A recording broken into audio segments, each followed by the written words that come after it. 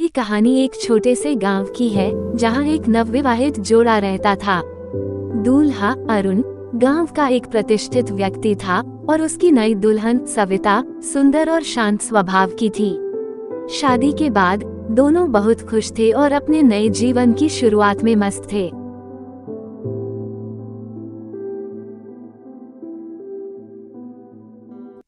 शादी के कुछ दिनों बाद अरुण ने सुना कि गांव के किनारे पर एक पुरानी हवेली है जो बहुत समय से वीरान पड़ी है।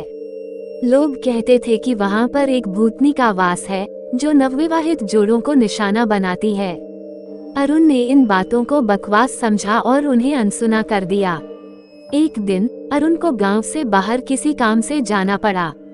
उसने सविता से कहा कि वह रात को देर से लौटेगा और उसे घर में ही रहने को कहा। सविता ने उसकी बात मानी और घर में रुक गई। रात हो चुकी थी और सविता अकेली थी। अचानक उसे किसी की आवाज सुनाई दी। उसने बाहर देखा तो उसे एक औरत दिखाई दी जो सफेद साड़ी पहने हुए थी और उसके बाल बिखरे हुए थे। सविता डर गई, लेकिन उसने सोचा कि शायद ये कोई गांव की औरत होगी जो किसी मदद के लिए आई हो।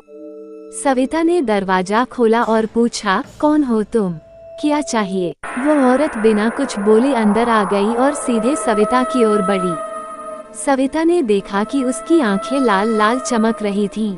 सविता ने पीछे हटते हुए दरवाजा बंद करने की कोशिश की, लेकिन वो औरत बहुत तेज थी। उसने सविता को पकड़ लिया और एक भयानक हंसी हंसने लगी। सविता ने खुद को छुड़ाने की कोशिश की, लेकिन उसकी शक्ति बहुत ज्यादा थी। वो औरत बोली, मैं इस गांव की भूतनी हूँ। मुझे हर नई दुल्हन की आत्मा चाहिए। अब तुम मेरी हो। सविता की चीखें सुनकर पड़ोसी दौड़े चले आए, लेकिन जब तक वे वहां पहुंचे तब तक सविता बेहोश हो चुकी थी और भूतनी गायब हो चुकी थी। अरुण जब लौटा तो उसने सविता को बेहोश पाया। गांव वालों ने सविता को होश में लाने की कोशिश की, लेकिन जब वो होश में आई तो उसके चेहरे पर डर की लकीरें थीं और वह कुछ भी बोल नहीं पा रही थी। कुछ दिनों बाद सविता ने अपना सब कुछ अरुण को बताया।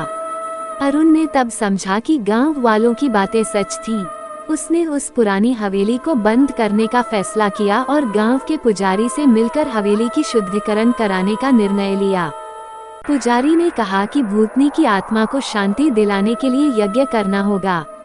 यज्ञ के बाद भूतनी की आत्मा को शांति मिली और उसने गांव को हमेशा के लिए छोड़ दिया।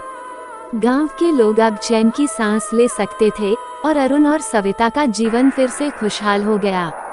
पर वह रात और भूतनी की डरावनी हंसी हमेशा सविता के मन में बसी रही, उसे याद दिलाती रही कि डर और अंधविश्वास कभी कभी सच भी हो सकते हैं। वीडियो को लाइक और शेयर करें। आगे की अपडेट के लिए सब्सक्राइब करना ना भूलें।